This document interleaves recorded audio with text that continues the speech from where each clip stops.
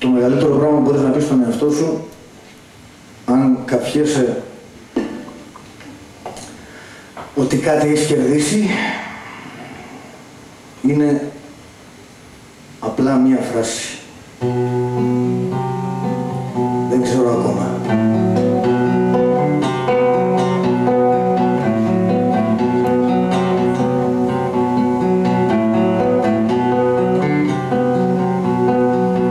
Η στιγμή κλείνει το μάτι κι η ζωή σε θέλει ένα κομμάτι.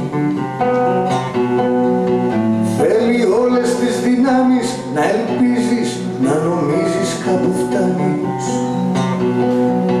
Και μαζεύεις απ' το δρόμο πόντο πόντο το χαμένο σου το χρόνο. Μα ίσως μέσα στο χαμό σου να κερδίζεις κάτι για τον εαυτό σου. Δεν ξέρω ακόμα. Καλή σου δύναμη στη νέα σου κρυψώνα.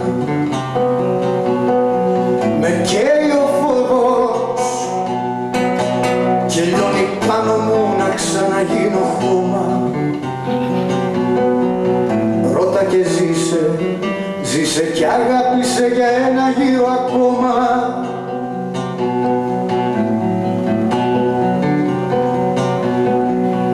Η στιγμή κλείνει το μάτι κι η αλήθεια με ξυπνάει από το κρεβάτι. Θέλει την υπομονή μου και τα όρια στο τσεπάκι εδώ μαζί μου.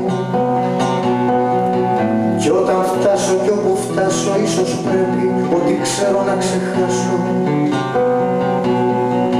Μα ίσως όλη η ιστορία πάει πλάγια και κόντρα στην ευθεία. Δεν ξέρω ακόμα. Καλή σου δύναμη στη νέα σου κρυψώνα. Με καίει